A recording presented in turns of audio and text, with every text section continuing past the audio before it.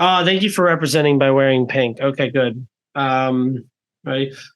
Boom! Welcome back to some ass here. We are exploding with that's not tasteful. We saw Oppenheimer and Barbie. But first we want to talk about some news. I'm Adam. And I'm Steve.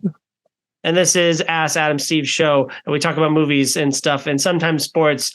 Actually, really quickly, just to update, because I took a trip to Detroit to go visit you, and we watched 3 games in which my New York Mets got swept. And now we're updating where our 2 teams are at. And my Mets have sold everything, and we're doomed. And we're in a 6-game losing streak right now. And we suck. And the Tigers traded away the guy we watched on Wednesday night, the guy who destroyed Max Scherzer, Michael Lorenzen, to the Phillies, actually. So thanks for that one. And then you guys blocked a trade for Eduardo Rodriguez to the Dodgers, which I don't know why he did that. I mean, I'm sure it's family stuff. You know what I mean? Yeah, it's about the only thing I could think, because I thought he was going to be a sure thing for a trade.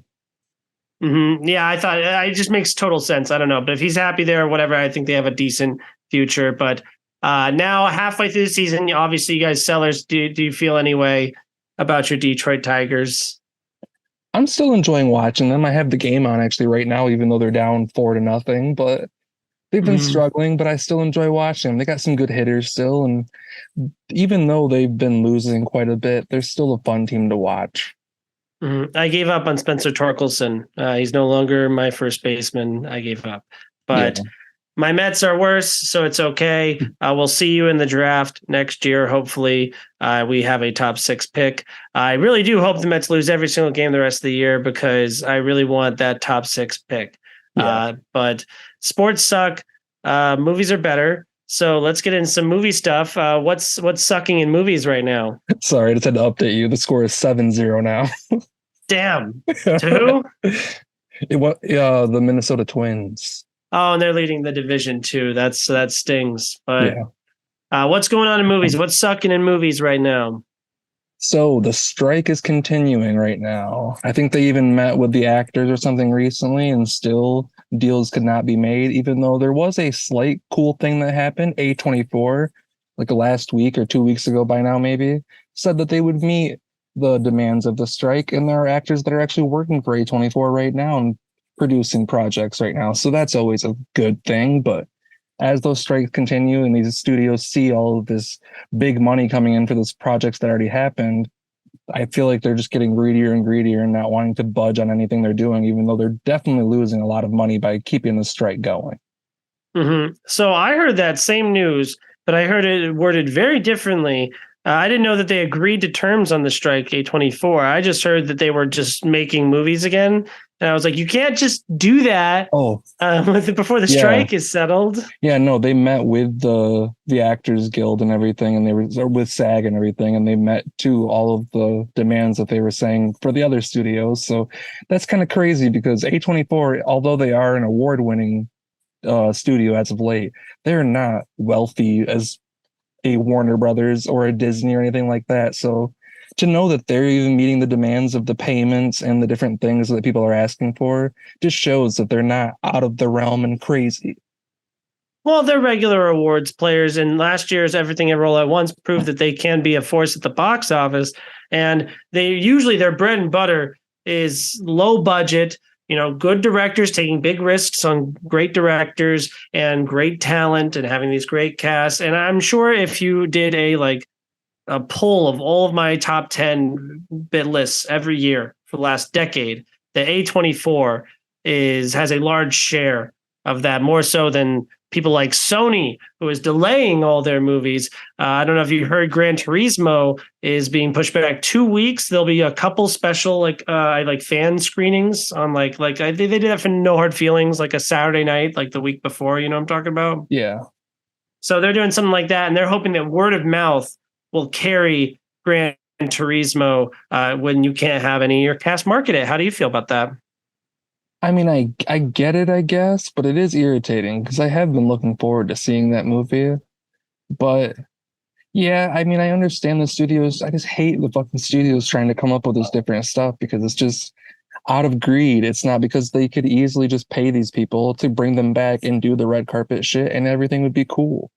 But it's the fact that they're trying to use people being excited about the movie like myself as a marketing tool is kind of gross at the same time. And it's scummy too. And you know what? You really don't want me to do your marketing, Sony, because I'm not very interested in this Gran Turismo movie. And if not Darren Aronofsky, he's a much better director. If the guy from District 9, Neil Blomkamp, if his career trajectory is any indicator, this movie's going to blow because District 9 rocks. Elysium's pretty good. Chappie's fine. And so this is sure to continue down that trend. Because isn't it just a PlayStation commercial anyways? Like, it's just the game, right? Yeah, it's kind of like Grand Prix Racing, but it is based off of a video game. It's a video game property that they're turning into a movie, but it's like the least video game adaptation there is, kind of. Mm-hmm. So I mean, there's going to be an audience, especially like racing audiences and people that love like car movies, because I mean, car movies always kind of dominate the box office, especially overseas. So I don't know it's how universal, you know, like it's Yeah. everyone, it's relatable. Everyone uses cars, you know, in some capacity. Yeah, and especially like Formula One racing and things like that are huge in like Europe and Asia and things like that. So this movie has an audience that it'll get to for sure, but I get why they're trying to do the marketing this way, but it's just kind of shitty at the same time. Mm-hmm. Yeah, so I can't stand that. And then also another movie I don't really care very much about. Aaron Taylor Johnson is starring as Craven the Hunter in the movie named after himself, and it's fine. I don't really need to see that anytime soon. I don't need to see the new Karate Kid anytime soon. Am I missing any big ones? Oh, Ghostbusters Afterlife 2. Yeah, you can like postpone that indefinitely. I don't give a rip.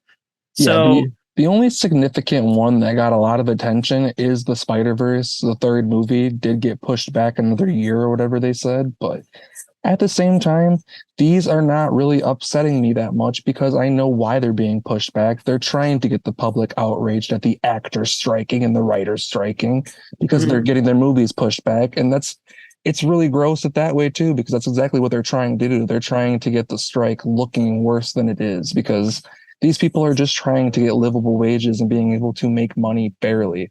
They're not all talking about the Matt Damons and all the people at the top. There are a lot of working actors out there who don't have millions of dollars and are still working to try to just get food on the table and feed their families. Especially with movies being as successful as they are, like Barbenheimer, I don't really think it's much of a coincidence that all this is happening during Barbenheimer weekend because everyone's talking about like, oh, studios are going to learn the wrong lesson. They're going to think, oh, if you release two movies on the same day that are very different, like Saw Patrol. Oh, everyone's going to go see. You guys want to do a Saw Patrol together at the theater and buy 2 tickets?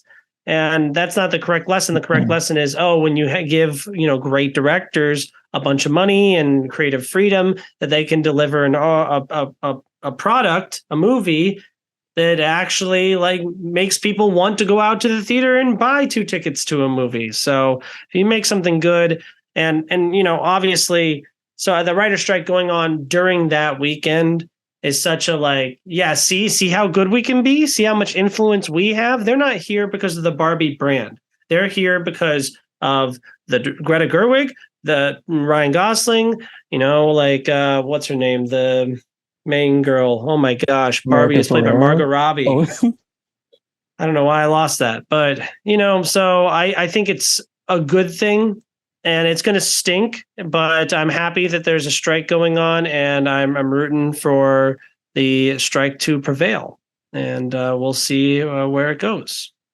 Yeah, and speaking of Barbie and Barbenheimer a little bit in there, we got to give big props to the star of Barbenheimer, Greta Gerwig, the director, because she is the first woman in the history of filmmaking to break $1 billion at the box office. I think that's pretty incredible. I mean, her movies before this, I've loved a lot. I mean, Lady Bird's great. Her remake of Little Women, I loved seeing that with my mom in theaters. And even Frances Ha, I watched that recently too, the little indie movie that she actually wrote with Noah Baumbach. Also a great movie. So it couldn't happen to a better filmmaker, in my opinion. And I'm really excited to see where she goes after this with all this success. I Don't know if that's entirely true. Isn't Captain Marvel co-directed by a woman?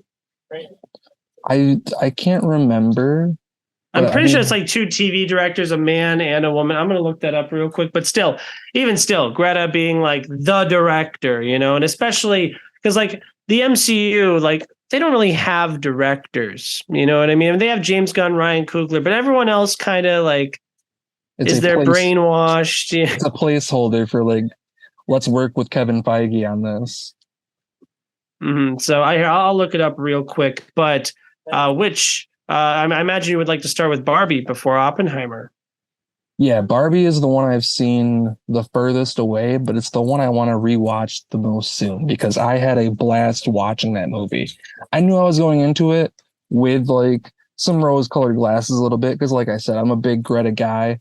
I was excited to see this movie from the moment it was starting to be advertised, and all the advertising for it was just hilarious. The way they were cutting different things and just making it look hilarious, and it all lived up to that. I mean, the script was very self-aware and funny and in the real world, but also I was not expecting the sets to be as amazing as they were. Like all the pastels in Barbie world looked like a doll set come to life, really.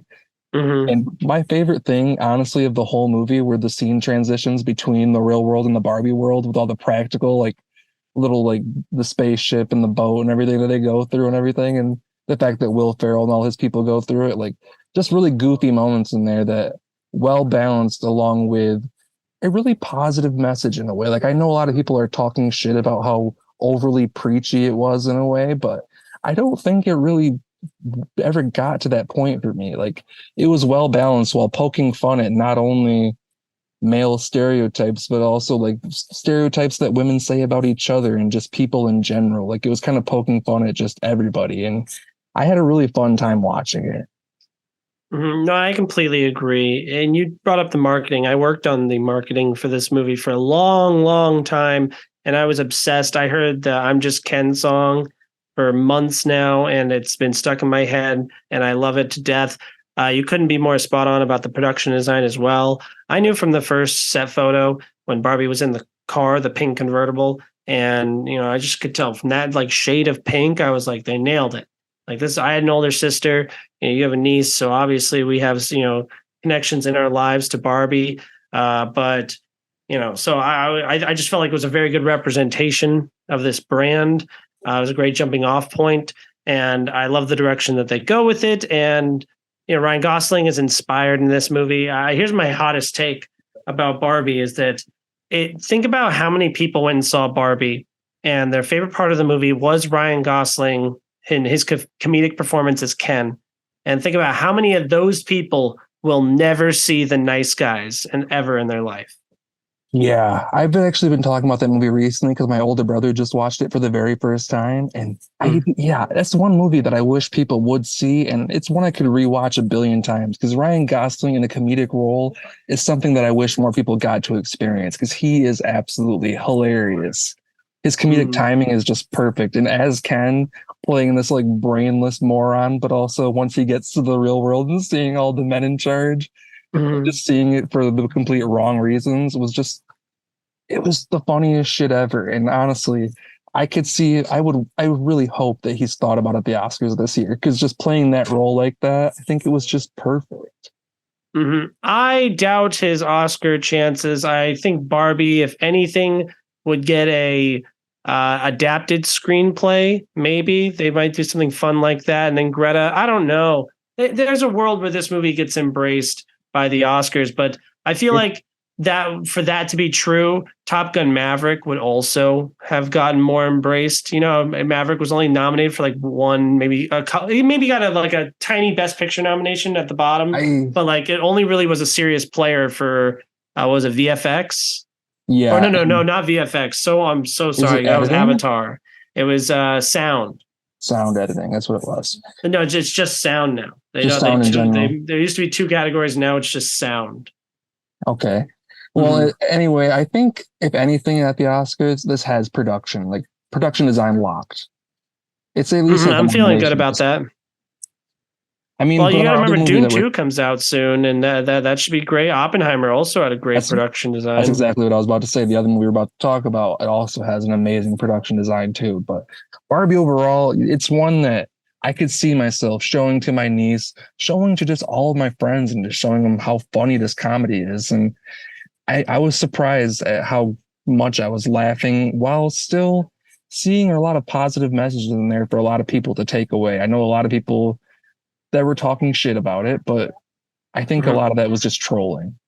Yeah, God forbid a big blockbuster tries to have a message and be about something. I actually really admire this movie for that. Like, obviously, I know I'm like a man, so like, I'm like, oh, this movie is against men. No, No, it's it's not. it's not, and that's fine. I do think the one line that I did think that I was like, okay, was when I think America Ferrera is giving her speech about like all the hard intricacies and the details of being a woman that you don't necessarily think about all the time. And at the end, she's just like, "It is so impossible to be a woman," and I'm like, billions of people do it every day. Like, not trying to just diminish it, but it's just like you can do. Like, I know you're not meaning it literally, but it's just like I can't do it. It's like you can do it though, and you do it Can. every day. And you do a But great that was the job point at of the it. movie is that you can do it. Yeah, no, I want one of those hoodies too. I am Knuff. You Yeah, know, I've already been looking at them and I sent it to my mom. I was like, if you get me one thing for Christmas, you can get me this hoodie and I will be very happy. It's like sold out. Like I think if you bought it like now, it would come in September. Something like that. Yeah, I looked at it recently. But Barbie and the music too. I just want to shout out to the soundtrack here because I love. I know Lizzo's not very popular right now, but her Pink song is great. Push is another great Ryan Gosling song in the movie. There's the Man I Am, Sam Smith, the Billie Eilish, like what do you want me to be, or I don't know what I want to do. I don't know. It's the song that plays when they're showing the footage of like the cast, like families, like the little girls, like running around and Yeah, you know what's living. funny is I saw some criticism and they were like, that part was too much and stuff like that. And they were like, I was like, what are you talking about? They're like showing women with Barbies. It's just trying to advertise Barbies and stuff. I was like, that's this cast and crew with their like moms and stuff. You're insane. Why are you trying to criticize this part of anything? Well, I mean, yeah, it's a commercial. The whole movie's a commercial, like Yeah, that, and that's fine. it's a commercial that also has a good message in it. And it's a lot more than a lot of other like children's things could say. And it's hard to even say that it is too much of a commercial when the movie's rated PG-13 and people who are 13 and above don't usually buy toys. Like Yeah. even people that love this movie, like 13 and up, they're not buying a Barbie doll. And if they're buying it, they're not like taking it out of the box and playing it. I'm sure that Mattel doesn't give a rip what you do with it after you buy it. But like, you know what I mean? Like you Yeah. showing you playing with the Barbie doll is not gonna be like, you know what, I need to go buy one because I want to get one just so I can put it like with my movie collection. But, like I don't want to take it out of the box Yeah, or if they made like a anything. special edition one with the Blu-ray and stuff, like I would buy it. That would be super funny. Yeah, because I love it. It's the one from the beginning of the movie where she's the classic one with the zebra pin like bathing suit or something, her hair up with the sunglasses, the Yeah. Space Odyssey spoof. That was really fun. I love that trailer. I think it's a great way to start this movie off. I love that we don't spend too much of this movie in the real world. Like you could have a real problem with like, Sonic the Hedgehog. We spend like 5 minutes in Green Hills and then we like immediately go to like some suburban town in the middle of nowhere for the rest of the movie. Yeah. Yeah.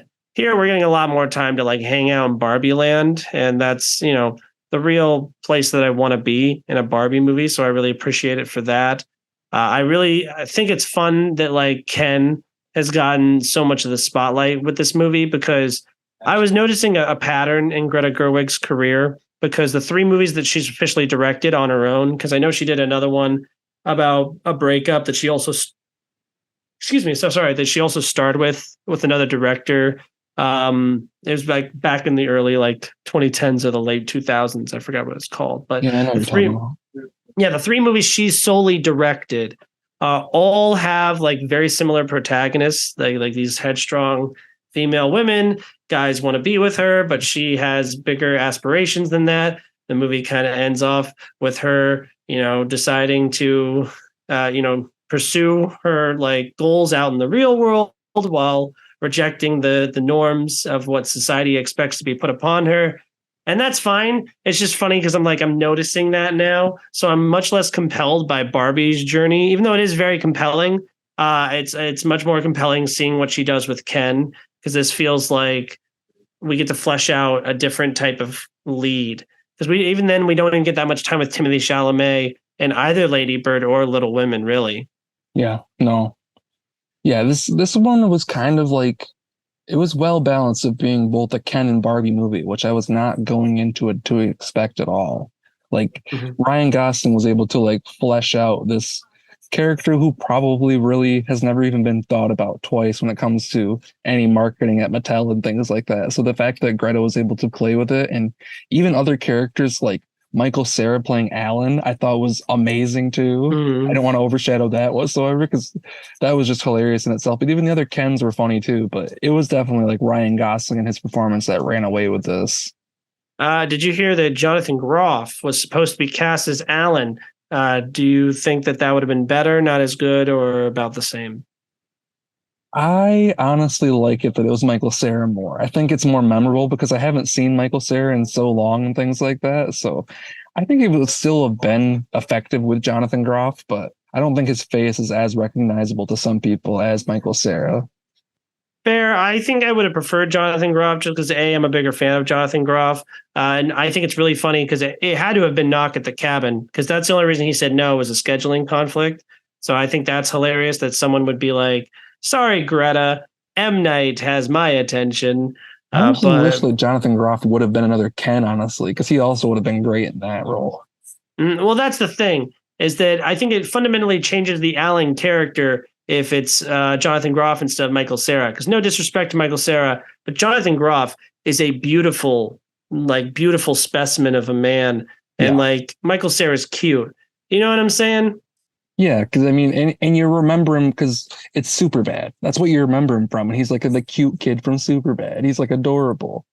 Nerdy and shy, but he's not like, I don't think anyone's like calling Michael Cera hot. If you disagree and you think Michael Cera's hot, throw it in the comments. I want to hear about some sexy fanfic about Michael Cera.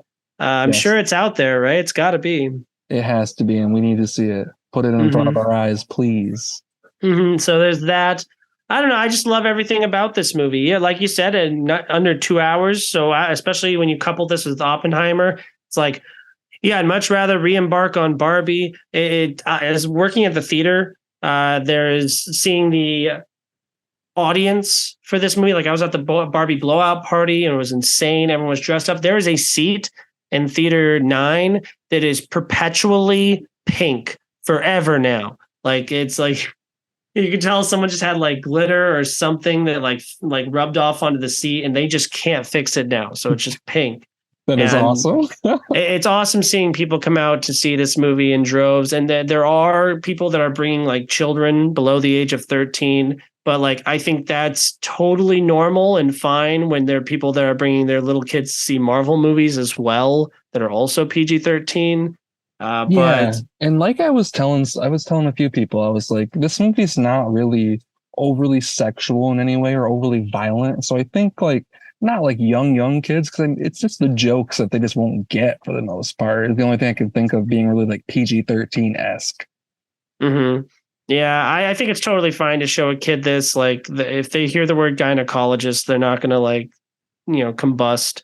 Like I think it's totally fine. Yes, there's a lot of sexual references. There's a little bit of profanity in the movie, but everything's played pretty goofy and fun. Like I specifically like think about the scene where she's running through Mattel and everyone's like joke running. Like that feels like it was a joke that would play much better for like little kid audiences. Yeah, but kind of feels like something out of like a Wes Anderson movie. Like we're like in an not reality, really, like a goofy reality. And I think it worked really well. One of my favorite things is in Looper, there's a scene in that where they're in the diner, right? And Bruce Willis is with Joseph Gordon-Levitt and they like start to dissect the time travel and the plot. And Bruce Willis is like, screw all that. We don't need any of that. We're here right now. This is happening. So forget about all that details that don't really matter to the story. And they have that in Barbie here where they're just like, yeah, it's kind of like a metaphor. Like, don't really think about it. It's something to like keep this plot together. Yeah. And I'm totally down for that because I don't need a one-to-one like comparison and everything to make such logical sense. It's a fantasy Barbie comedy movie. And I feel like it still gets its point across while maintaining a certain amount of like, understandable groundedness, Yeah, it does the fourth wall breaks. It has like little joke like commercials in the middle of the movie. It has so much silly shit in there that you have to still be knowing that while it's still trying to say a message, we're having fun and we're laughing at ourselves at the same time.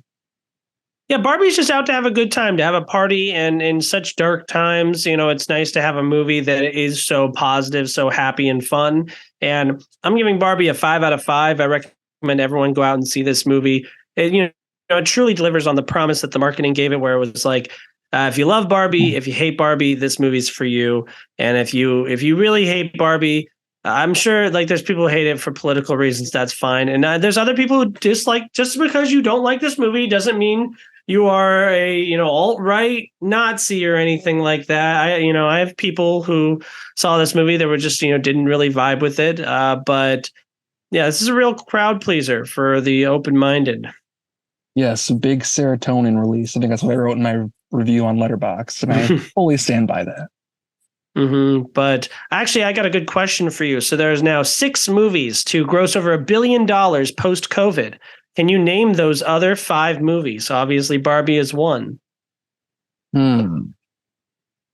Barbie post-COVID. So is that like was 2020 on, after 2020? So basically, like was that Spider-Man on No Way Home? That's correct. That's one.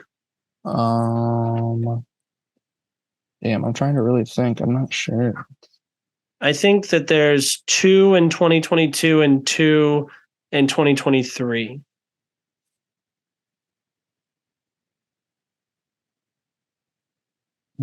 Top Gun Maverick for sure. Unfortunately. No, there's 1 in 2023, and I think there's still 2 more in 2022. Yeah, there are 2 more in 2022. Damn, what was the movies? Because you have Barbie, you have Spider-Man No Way Home, you have Top Gun Maverick. There is a sci-fi epic. There is a wannabe sci-fi epic. No, Dune actually did not do too well. Like not even $500 million. It was like 400 something million. But it was also released day and date on HBO Max. So we got to remember that historically. Sadly, didn't. Oh, Avatar: Way of the Water. Obviously, I forgot about that. That's correct. That's the sci-fi epic. There's a wannabe sci-fi epic, and then the last one is from this year, and it is an animated movie. That is a pretty solid hint, I feel. And while you're thinking about Super Mario Brothers is correct. And the last one, big epic, like culmination, third act of a trilogy, big special effects creature feature,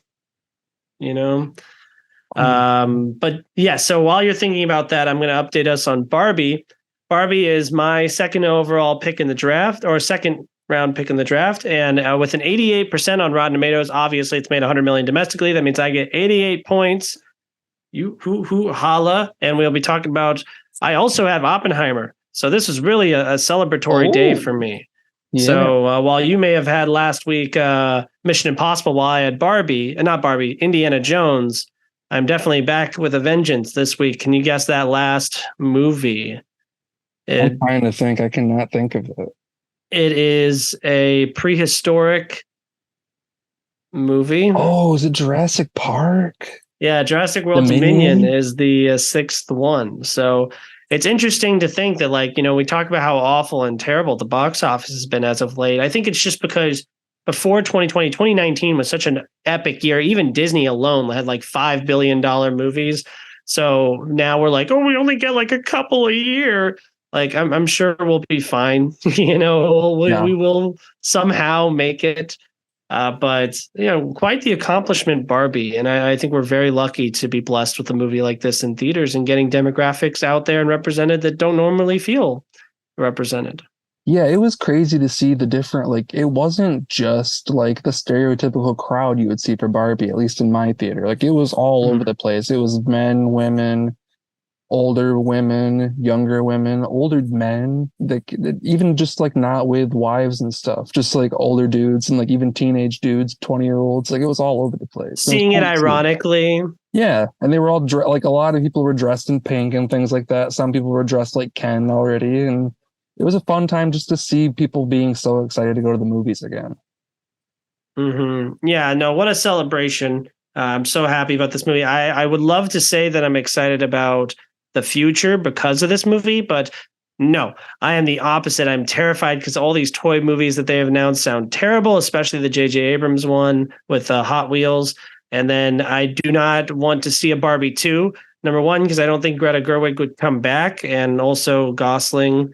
I think Margot Robbie would come back, and most other people would come back, but I don't know if Gosling necessarily would, because it sounds like it took a certain amount of convincing to get him to sign on in the first place. But I could see them going with another director and just riding off the coattails of the first movie, and then I don't really know how much there is left to explore with Barbie. And then I'm not really excited to see Greta's future because that Snow White movie that she's writing the script for has been getting terrible press. And then she is doing the Narnia movies for Netflix, which I don't feel like, there's like a strong need for another Narnia adaptation, similarly to how there's another Percy Jackson adaptation. Yeah, that is disappointing. I forgot about those Narnia movies, even though I only watched the first, The Lion, the Witch, and the Wardrobe one. I never watched any of them past that. So It's good. That's a great movie. I mean, not great, but that's really good movie, that first one. Yeah, I can't really speak to any of the other ones. So, I mean, I'll still watch them being like a huge fan of hers, but it is disappointing that she's leaving more of the creative realm to do more adaptations now. Like, obviously, Little Women was an adaptation, but she definitely got to add more of her stuff to that. But yeah, it's kind of sad because I don't know how much you can really deviate with the C.S. Lewis books and be able to really make it your own in that universe. But she can do whatever she wants. I trust her until I don't. So far, all 3 movies that she's ever made have been 5 out of 5 amazing movies. And this one, if it gets nominated for Best Picture, that means she'll be batting 1,000 when it comes to being nominated for Best Picture. So we'll make official predictions right now. How many Oscars is it nominated for, and how many does it win? It's going to get 3 nominations, and it'll get 1 trophy. Which one? It'll get the production design one, I think. Fair. I think it will win. I'm going to go with 1 as well, because I think Oppenheimer has a really great chance at adapted as well, because it's based off of American Prometheus, I'm pretty sure. So I think it'll get nominated, but it won't win. I think it'll get a pity nomination for Best Picture. But when it comes to makeup, hairstyling, I think it might lose that one as well. So I'm also going to agree production design. Do you think it's going to get Best Picture nomination? Did you say? Sorry.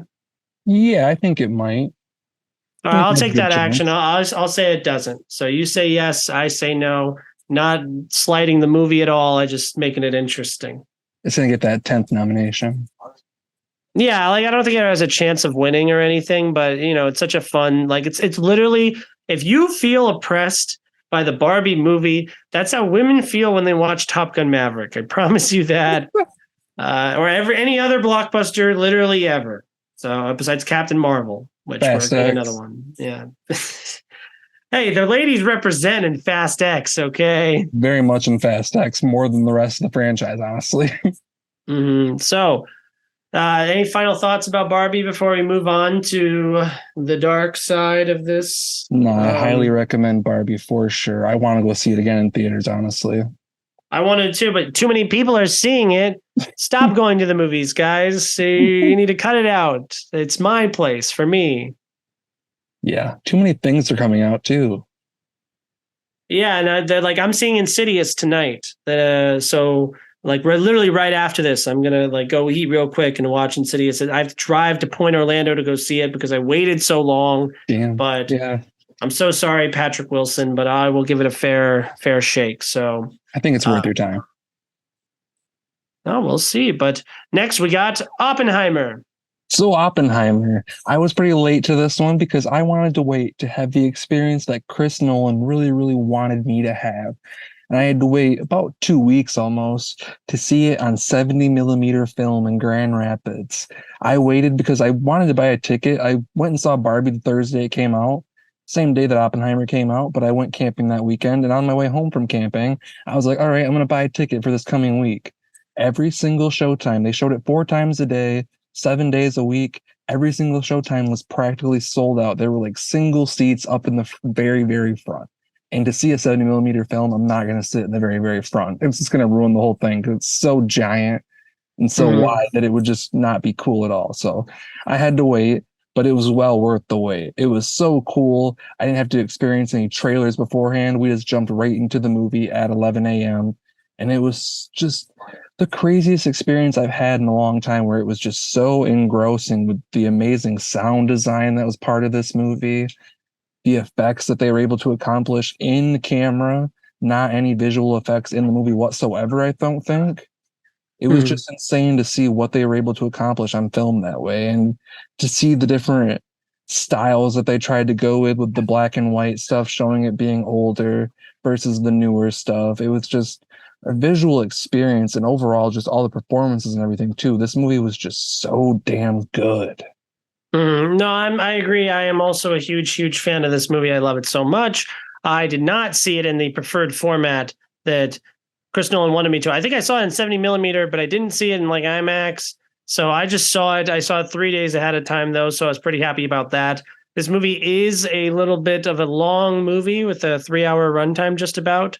But I feel like it goes by pretty quickly, and I feel like there's really two halves to this movie. There's we're making the bomb, and we're dealing with like the fact that we made the bomb and how we made the bomb.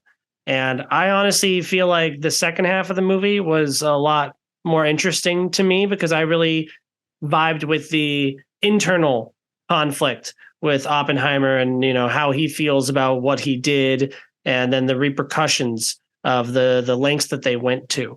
I got a lot of vibes structurally from The Social Network, which if you're going to borrow from something, that is a great thing to borrow from. But Oppenheimer was really fantastic. It's really great. It looks beautiful. It's going to win Best Sound. It's got a good chance of winning some acting categories. It's going to be nominated for Best Picture. I think it's the betting favorite right now. When I was in Boston recently, I noticed on DraftKings that you could bet almost going to win Best Picture this year, and this was the number one votes getter. And but I put like $20 down on Killers of the Flower Moon, which had the second highest odds. But this has a real chance. I don't know. Do you think this is Chris Nolan's first Best Picture win? I think it very well could be, because like you were saying, with the performances, Cillian Murphy, amazing. Like, although it is the Oppenheimer movie and a lot of people are considering it the bomb movie, I honestly think, although a lot of people like myself was going in expecting that to be more of the case, it is actually more of the J. Oppenheimer story, the rise and fall of him being touted as one of the science's next big guys. He was going to be the guy who saves the world practically. And then after the fallout of the bomb stuff, they were like, oh, he's the reason all this bomb stuff is happening now, and we need to condemn him, and he was a bad guy, and he doesn't feel bad about what he did. And it's just like insane, because even you could tell, and I guess it's even in reality too, like I don't know too much about the actual story itself, but even J. Oppenheimer in reality, like you can tell, I guess, that he was not excited that his bomb and his creation was used for the bombing in Japan, and the way they took out so many innocent lives and things like that. And I thought that was really cool to show that, not only with Cillian's performances, but visually, with like showing him just like freaking out, and the way they lit the scenes and overexposed stuff while he was having like panic attacks and stuff. Like, just really cool stuff that I wasn't expecting to see, but from someone like Christopher Nolan, I should have, because he's just a visual mastermind. That's why it's kind of funny to put these two movies together, Barbie and Oppenheimer's, because they're two totally different things. And while Barbie has stayed in my mind, like the little jokes and the visuals and the music and all the themes of the movie, that stuck with me really well. Oppenheimer's stuck with me well, not wanting to like rewatch it anytime soon, like I do want to with Barbie, but this is still stuck in my mind, thinking about what the movie is trying to say about what happened and the themes involved, and how the movie views Oppenheimer, because I think it's very interesting, because usually, we have an opinion about how the filmmaker or how the film thinks about a specific character. But here, especially with his parts and the one in color being in first person perspective, it's like, well, we're not really seeing the movie's opinion on Oppenheimer. We're seeing the Oppenheimer's opinion on Oppenheimer. So Yeah. I think these are very fun things to like think about, and especially with that last moment, especially with the conversation with Einstein. I think that that's all very interesting. Yeah, the Robert Downey Jr. I don't know anything about history either, so that's. One thing I don't know say if we want about to talk about spoilers. I just said that there's a Robert Downey Jr. twist. Well, just in general, I just want to say that Robert Downey Jr., I think if anybody runs away with an award in this movie, it Mhm. might be him getting his second Oscar, honestly, because he was just incredible at this guy who comes across at first as like well-meaning and cool. And just as the movie unfolds, we see more true colors and how just amazing of an actor Robert Downey Jr. is, especially outside of the MCU that everyone knows him from. Remind me again, what was his first Oscar for? I think it was for Tropic Thunder. That's hilarious. I Yeah. love that world that we live in. No, Yes. I agree. That's his best performance ever. Here, I think he's really great. I think all the supporting roles are really great. Emily Blunt is really fantastic as well. That's another standout for me. But I don't Florence see Pugh. any. Yeah, she's great in this as well. But I don't see anyone here winning Best Supporting. I mean, obviously, we're only about halfway through the year, but I don't need to see Robert Downey Jr. win. But I agree, he has a strong case. And Oppenheimer, he'll have a great chance too. Cillian Murphy. But Yeah. I mean, you're dealing with heavy hitters like Vin Diesel and Fast X, Ezra Miller in The Flash. How many bad examples can I name? I mean, in reality, too, Robert Downey Jr. might be fighting with Matt Damon as well, too, because Matt Damon always gets a nomination, even though he doesn't always get a trophy. He's always nominated. And honestly, I could see Oh, him the Ford nominated v for this role, Ferrari too. thing when we nominated 2 supporting actors. That was Yeah. super annoying and weird. But no, I don't know. I think this movie is fantastic. Is it necessarily my favorite Nolan movie? No, I think it's like upper mid. But I do think it'll get a Best Picture nomination. And like I said, I'm not betting on it to win. I think that, first of all, like I explained what the Bechdel test, I mansplained what the Bechdel test was to my girlfriend before the movie. And this movie, yeah, 3 hours doesn't pass that. So that's pretty funny. But so you're probably not going to get too much support from the female community on this movie. But like, for example, my girlfriend, she loves science. So she really preferred Oppenheimer to Barbie, even though she loved both. But I think that that's, a demographic that we're not necessarily hitting as hard as we should with Oppenheimer. And I could see it being like a history thing. So people not being like, oh, it's too like creative.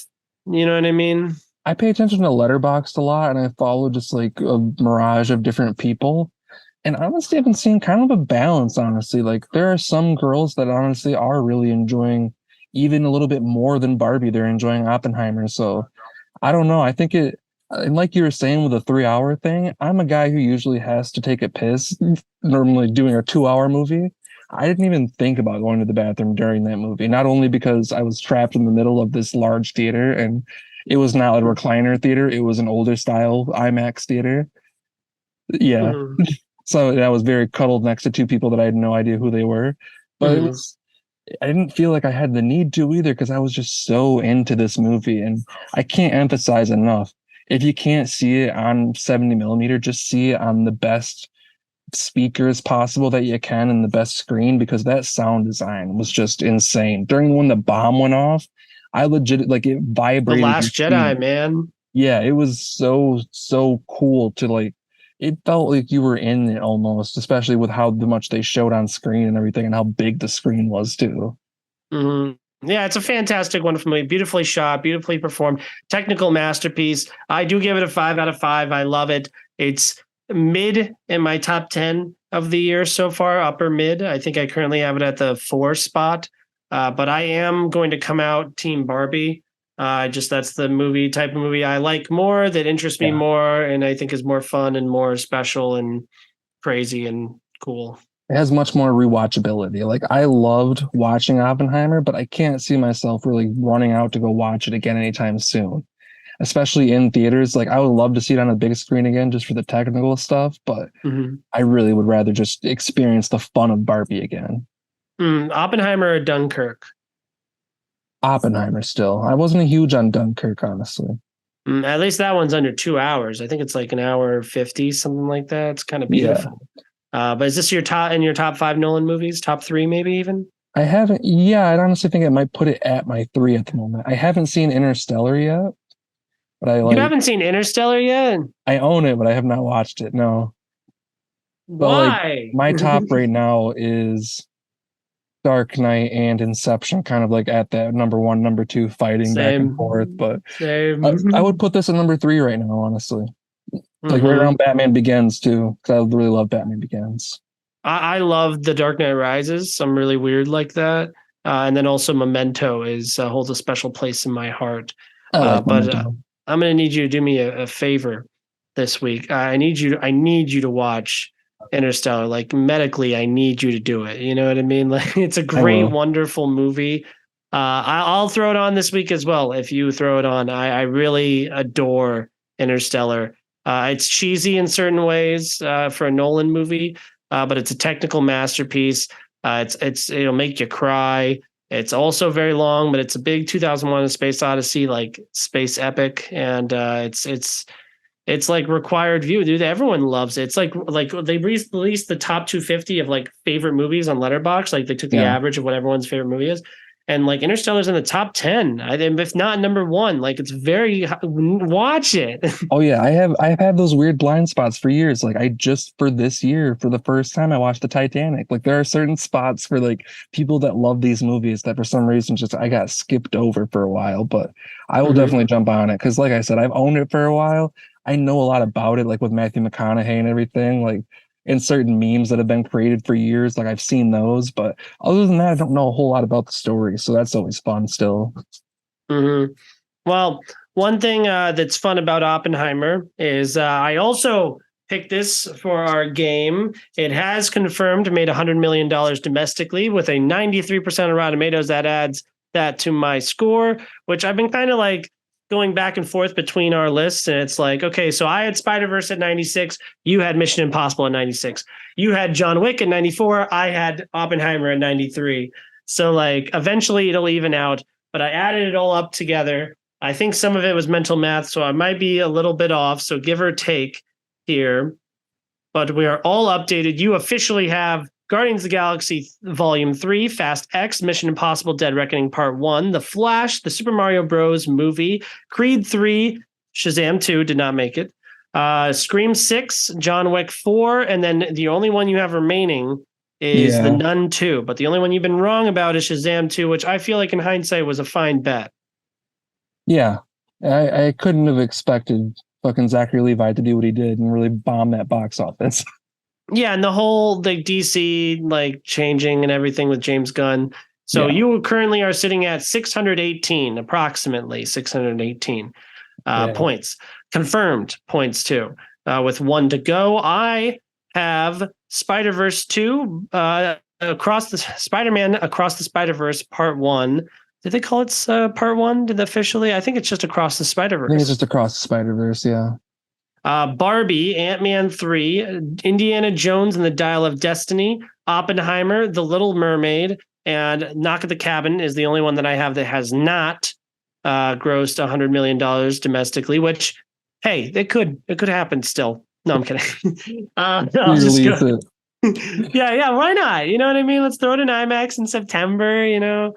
But I have 3 movies remaining with Dune 2, The Marvels, and Aquaman: The Lost Kingdom, and I currently sit at 460 approximately, so I'm about 158 behind you, so I need to average about 55 with my last 3 movies. The only problem with this is that these movies might not all come out the rest of this year.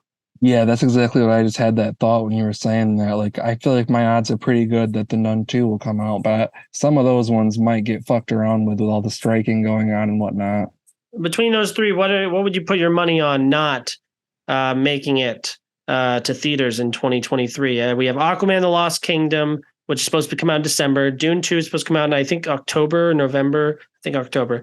And then the last but not least is The Marvels, which I think is November. I think if they push any of them at this point, I would think they might push Aquaman being in December, but especially with everything that DC's going through. And we haven't even hit the box office bomb that is Blue Beetle. So with all the production problems, they've had to reshoot a lot of the movie and people not liking it at test screenings. I also wouldn't be surprised, especially with the December release date so close. You wouldn't be surprised if they like pushed it back to like maybe a March, or an April feels right to me. But the Marvels, that already got pushed back once. We were supposed to have seen that already, right? Yeah, and I mean, I want to get that pass. I don't know if you can hear that motorcycle, but even in March or even in February, I mean, stuff comes out in February now that does pretty bomb at the box office. And if something doesn't come out against Aquaman, it could run away with that kind of year, I think, or that time of year.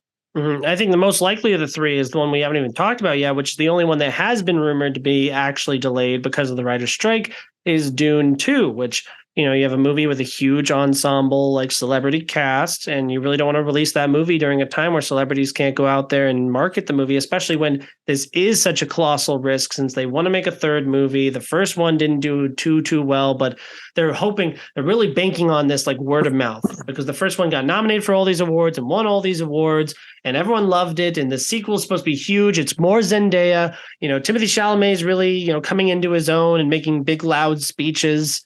And Austin Butler is joining the cast. Everyone's excited about Christopher Walken. Florence Pugh's here. So I really wouldn't be surprised if any of these get delayed.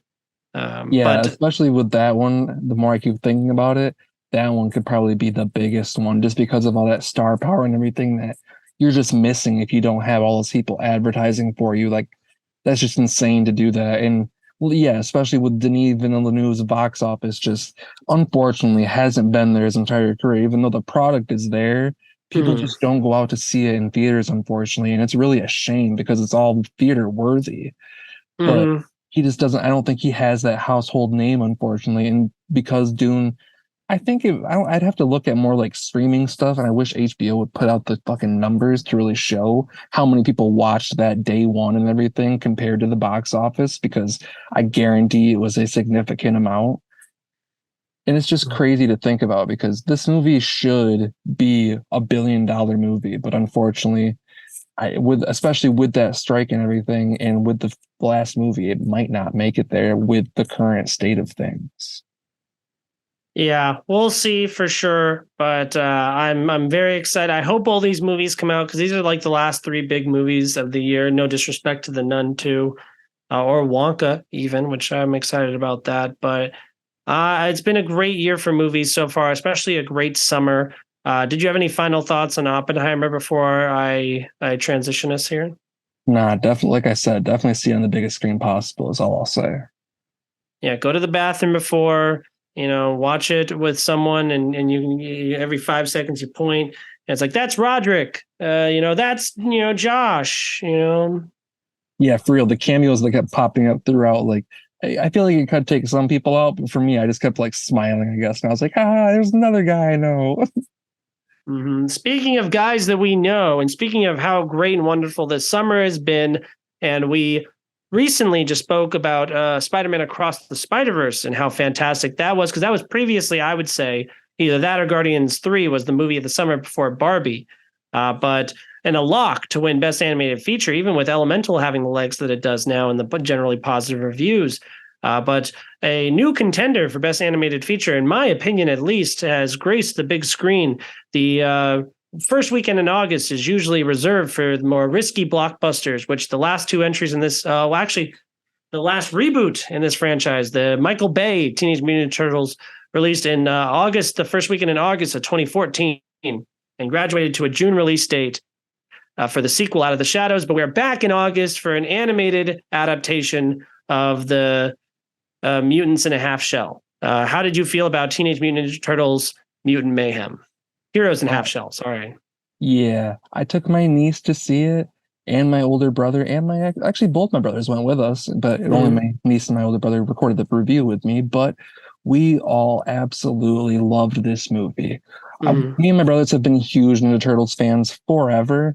I mean, we've had like mixed in with like G.I. Joes and things. Mainly our box of toys was old Ninja Turtle toys from the 90s, all like different designs and stuff. Like one of them was like a prehistoric, like like caveman and shit like that, like just a bunch of different wild ones. But we were just all over it. We had like trucks and stuff, and it was just our favorite show to watch too. All the cartoons and the live action goofy ass movies from the 90s with them in the rubber costumes. But I will say Mutant Mayhem feels like the most teenage Turtles that we've had so far. And it was voiced by kids who are mainly teenagers, I want to say. Mhm. And just the way they were bantering back and forth, the little pop culture references they had and shit like that. And it was just so adorable while still being absolutely hilarious too. And that speaks to the rest of the voice cast too, like Ice Cube as Superfly, Paul Rudd as the little lizard guy. Mondo Gecko. Yeah, Mondo Gecko, Rocksteady and Bebop being Seth Rogen and John Cena. Just so many great people in this cast that I was just so happy that Jackie Chan as Master Splinter and almost forgot about that. Just so many iconic people that you could hear their voices a lot of times, but it doesn't really take away from it in a way. Post Malone, I forgot, was the singing one. Ray Fillet. Ray Fillet. There's just, yeah, there were lots of goofy parts in here that I was laughing my ass off, but also the animation. Like Sony Animation has set a style with the Spider-Verse movies, with Mitchell's and the Machines, who was the same director as Mitchell's and the Machine or Mitchell's versus the Machines. And it's just the style here with the animation was so cool, the way they were fighting and everything. Just overall, just a blast. And like you were saying, like I loved the Across the Spider-Verse movie this year, but this is definitely gonna be a contender in my eyes at the Oscars this year for Best Animated Feature by far. So actually, is it your vote currently at the moment, or would you vote for Across the Spider-Verse? I think I had more fun with Turtles. I think I would vote for Turtles. Yeah, I gotta say, I'm right there with you. I was never a Teenage Mutant Ninja Turtle fan until my teenage years, when which I fell in love with the first Henson movie, and then subsequent ones are okay. And then I saw the 2007 3D animated one, which is fine, and then the two Michael Bay ones, which I really enjoy, Out of the Shadows. But this arguably is my definitive version of the Teenage Mutant Ninja Turtles, even over the 90s version. That being said, I haven't seen any of the shows or played many of the video games, or even read the graphic novel or the comic books or anything like that. Yeah. So, but this movie was absolutely fantastic. I knew I was going to love this from the first trailer. First of all, ingredients that made me love this. You brought up the voice cast being teenage. That's great. I love Donatello having such a high prepubescent voice. Like that was such a perfect decision. I think that they reimagined each of the turtles kind of here because Raph was like he was like a bigger dude. We got to focus. The only one who really got an arc here was, or had things personally going on for them, was Leonardo. This is the movie I connected with him the most in. And then obviously Mikey is pretty much classic Michelangelo here. But I really feel like the big swings were taken with Raphael and Donatello. But number two ingredient that I feel like really led to this movie being great is not only the score, but the soundtrack as well. There were so many moments that I was just like, when they got to the bowling alley and I heard that piano, I was like, let's go, baby. Yeah, that classic hip hop, I think, was definitely like a Seth Rogen touch in there, I felt too, because I've heard a lot of heard those songs in some of his movies before too. And with Ice Cube there, it just fits the vibe. It just feels authentic to New York. It's also another New York propaganda movie, and then the kids, we outside, like that's very much so relevant to today's teenagers, I feel. Yeah, I want to speak a little bit more to the writing too, because like we were talking about with Seth Rogen's voice being in there, a lot of the humor came from him and Evan Goldberg being two of the writers on this too. I think they wrote with the Mitchells versus the Machines guy who directed it. And just that you could tell they were having a lot of fun, like making the references to other Ninja Turtles stuff, as well as just pop culture stuff in general. Like I laughed really hard during one of the fighting scenes where they like hit one of the cars and it starts playing the Go Ninja song by Vanilla Ice and stuff like that. Like just silly moments in there that fans of the franchise are going to catch and things like that. And if you're a really diehard Turtles guy, but even for like, that's one thing about it too. The humor in there, while it can be for adults too, it doesn't go too far into that realm and it stays very kid friendly and it makes it a very enjoyable movie for everyone. Like you can take your kids and you're not going to feel being talked down to and being built like stupid, like it's being too dumbed down. Like it's very accessible for everyone to go watch it. Like you're a fan of old Turtles, go watch it. your kid's 5 years old, like my niece, she absolutely loved it and we got her a drink with Donatello on the lid of it and stuff, and she loves that now. So it's just really cool to see her enjoying it as much as we used to back then too. Yeah, the box office isn't necessarily lighting up in the way that I would like it to, but no, I'm in love with this movie. I'm in love with the way it was able to capture these teenage turtles. I really like the villain Superfly. I feel like a big part of like some people call them Ninja Turtle movies like superhero movies. And I think a big ingredient to a great superhero movie is a good villain. And I feel like those usually get lost in origin stories very often, but this one very much so fits the vibe of the origin story that's going on here. And I really love everything about this movie. I think animation wise, I think while it is great, I think I respect the animation going on more in Spider-Verse, and honestly also Elemental to a certain extent. Like this movie like purposefully like looks gross, but I think that's like I said, purposefully, but like Yeah. it's still kind of gross. Yeah. Currently, it's my third favorite movie of the year. I'm going to say because I still love Guardians. It recently came out on Disney Plus, Guardians Galaxy Volume 3, and that's definitely going to be slotted in at my number one spot because I was crying again watching it. Followed by Barbie at the 2, TMNT at the 3, Oppenheimer at the 4, and Spider-Verse at the 5. This is all subject to change, though, especially on rewatches, and we're only halfway through the year. But what a stacked top 5, and all of those coming from this summer.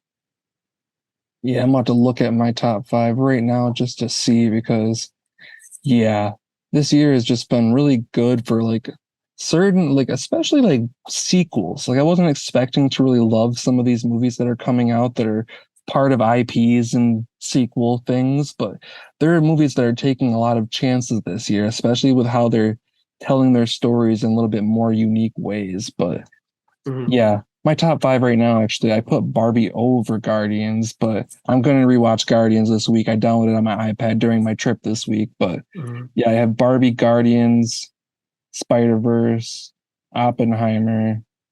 I haven't moved Turtles up to the top yet, but I would You probably have John Wick and Mission Impossible higher than I do. Yeah, I would probably put Turtles at number 5 right now, and then I have Scream 6, and then I actually have Beau is Afraid still. And I have 65. Nope, not 65. I have Megan up here still. Knock at the Cabin. Creed 3. The Flash. And then it would be John Wick, I think, at number Fast 10. X. Fast X is right there too, honestly. It's right now behind John Wick. I have a Good Person up here too. Have you got to see that yet with Florence Pugh and Morgan Freeman? No, I have not. That's the Zach Braff movie. Yeah. No, I need to see that. It's still right up at the edge of my top 10 too. It might still be in there, might not. But same with No Hard Feelings is right in that area too. Yeah, no, I think we're at the point now where all the movies in my top 10 are 5-star movies for me. I've definitely been very liberal with my 5-star rating, but hey, I mean, I'm sorry, I love things, but it's been a really great summer. I mean, it's been a great summer when Flash isn't even in the top 5. And I will say, in defense of the Flash, there's no movie I think about more still to this day than The Flash. I'm just obsessed, and I can't wait until it comes out on streaming, or the Blu-ray that I'm going to buy on Black Friday is going to go crazy. I'm excited to watch it still, even though I didn't get to catch it in theater. Yeah, I think I noticed that. You still haven't even seen it yet. Nope. Well, you're in for a treat, good sir. So definitely anticipate that. But back to Turtles. I think this is an absolute W, even if it doesn't succeed at the box office. I would love to see more. But if you told me that this is where we ended this story, I would be like, okay, we got one great movie. Yeah, and I mean, they definitely left it open to play with more stuff. And I mean, they didn't even get to their like classic villain like they always do with Shredder and things like that. They always have to include Shredder some way in different ways. But I'm excited to see them continue this if they do, because I think Seth Rogen added some much needed life to this idea along with the Mitchells and the Machines guy. So yeah, I'm excited to see if they continue it. But if this is just a standalone fun little movie we get, then it might be my favorite Turtles movie too. So you would vote, you said, for this over Spider-Verse, but do you think what do you think is going to win? What do you predict? And keep in mind, Wish is coming down the pipeline. Yeah, if Wish that is matters. probably a good idea, but I think across Migration is also coming to. That's the Illumination movie with Kumail Nanjiani and Elizabeth Banks. It's about ducks. yeah, I saw that trailer the other day. I think Across the Spider-Verse might run away with it just from the animation itself is just so fucking good. If you're basing it off of that, like the animation in this is really good, but that's just astronomical. I'm going to agree, but I'm going to be up the stakes here a little bit. I think it's going to be a Godfather situation where the first two, they are Split both the great votes. and they get nominated for Best Animated Feature and they both win. And then the third one won't be as good, but still good enough to get nominated, but it won't win Best Animated Feature. We're going to have a Godfather situation in animation here with Spider-Man and the Spider-Verse trilogy, which I can't wait to get the final act for. And I mean final act, I'm done. One more and I'm done. Make other things. Absolutely. Well, one Mm-hmm. other movie we can jump into that I know we both saw too is actually a new horror movie that came out about a week ago now, week and a half, something like that. And that is actually a movie that was made by a couple of YouTubers from Australia, and it was called Talk to Me. Now, Mm-hmm. what did you think of Talk to Me? So this is actually my first Regal mystery, actually my second Regal mystery movie. My first was Ruby Gillman, Teenage Kraken, which we didn't mention in the Best Animated Feature race because it's probably not even going to get nominated. But yeah, this is my second time. I did at the Regal Oviedo, if you remember that theater, that mall over there. Mhm. Really bad movie theater, but nice people that work there. So I guess it's a wash. But I watched it there and I had much more to say about the audience that I watched it with. Like the animals that would take their shoes off and put their bare feet up on the seat where there was people on either side of them. But yeah, enough about people, more about the movie. I think that it's really well shot. I love specifically the shots where it's like, it's like this like straight line from Yeah, and here. especially with like when they drop their head backs when they get possessed and the camera drops with them and stuff. Like they did Mm-hmm. a lot of cool creative things with the cinematography in this too that you don't really see a whole lot from especially lower budget movies like A24 projects sometimes. Mm-hmm. And I really appreciate, obviously, the drug metaphor that's going on here, but I'm much more connected with the themes about like parenting and also about social media and about cancel. I got a little bit of cancel culture in here as well. I do feel like this movie's a little too reminiscent of Hereditary. The main character takes their little sibling to a party that they shouldn't have done, and they neglect them a little bit, and then they partake or are part of a disaster in which they get irreparably harmed for the rest of the movie, and we're dealing with the outcome of that. So it did feel reminiscent. I know a lot of people are like, "Wow, the most original horror movie we've seen in years," and it's a great little concept, a little hand that does that, and how like they don't respect the power of this object, and so that will lead to their downfall. And it's very there's a lot of great scares, a lot of great shots, and good performances too. I just found myself, I thought it was really predictable, and I just thought it was something I would enjoy a lot more if I was like a teenager as well. Yeah, I can definitely see that. As a big horror guy, I was definitely attaching to a lot of the different silly stuff they were trying and a lot of those different themes they were going for too. I thought were really effective, whether it was being like the metaphor with the hand being like drugs and alcohol at parties and how they're feeling euphoric using it and different things like that. But at the same time, while they're using it, they find the dangers of the thing that they're doing and everything like that. And it also has a lot to do with metaphors of like loss and depression and suicide and lots of different heavy subjects that Hereditary also does tackle too. Like you can definitely make a lot of different comparisons to that.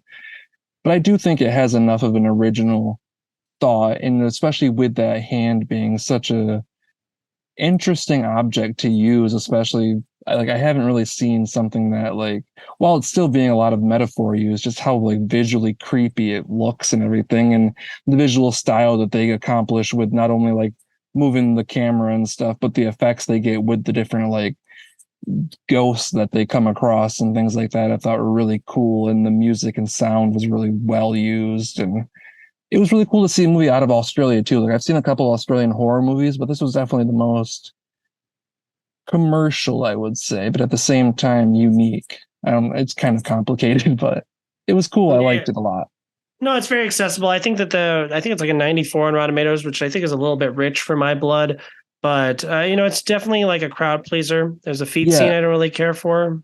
But A lot of that's people are saying it's better. the scariest movie of the year, and I don't fully agree. I mean, Bo is Afraid scared me more. Yeah, Beau was Afraid definitely made me more uncomfortable for sure. And there's a lot of like I still really loved Scream 6, even though some people aren't as high on it. And even Megan I thought was a bit more creepy than this one, but I still really liked it a lot. I agree with Megan. I forgot Scream 6 came out. And I don't know. I think it's really good. I gave it like a 3. I need to rewatch it because the viewing experience that I had was really, really, really terrible. But this is definitely a good one to go out and see in theaters. I imagine you would pick this over in Insidious if you were to recommend someone go to the theater to see a horror movie. Yeah, I rated them both 4 out of 5, but this one is definitely more of a traditional horror movie, whereas Insidious is a bit more thriller-esque and family drama too, in a way. Mm-hmm. Well, I'm at a 3 out of 5 for Talk to Me. Do you have any final thoughts about Talk to Me? No, I just had a really fun time with it. Yeah, it's a good little movie. Like I said, I want to rewatch it and see if it builds on me a little bit more. Speaking of horror, real quick as we round this episode out, The Haunted Mansion, and I think it's just called Haunted Mansion this time. Something like that. And then we also have The Meg 2, The Trench. Both of these movies, bad. Don't see them. Either of them. They're not good. Some people like Haunted Mansion. I didn't. It's a theme park ride, but like in the worst ways. I watched it in 40X, and that was a mistake. I really like the Louisiana vibe and the music as well, but the cast just feels like a mishmash of things. The plot just seems so standard.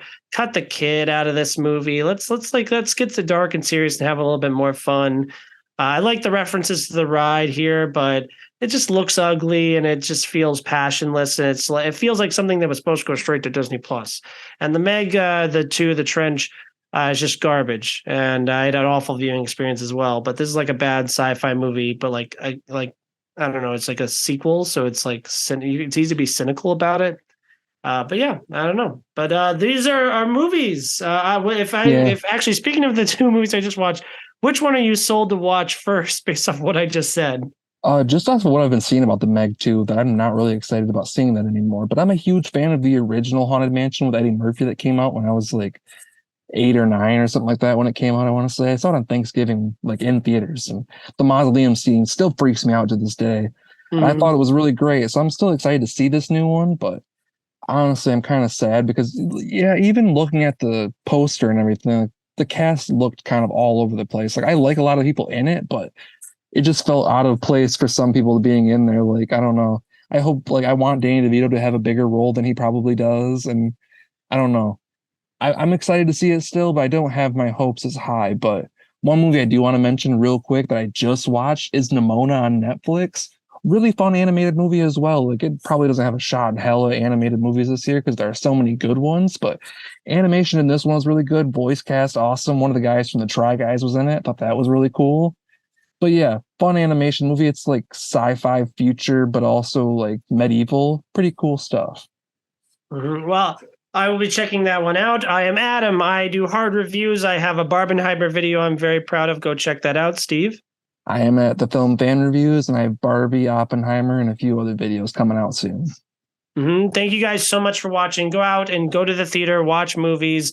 Just do me a favor and don't release The Haunted Mansion in July. Why would you ever do that? Please stop. Move it to October. But that's when it'll drop on Disney Plus, I guess. Yeah, and stop watching Sound of Freedom in theaters. Don't do it anymore. Oh my God, I watched it. Oh my God, I watched this in theaters. I didn't buy a ticket, but I went in there and I sat through the entire thing.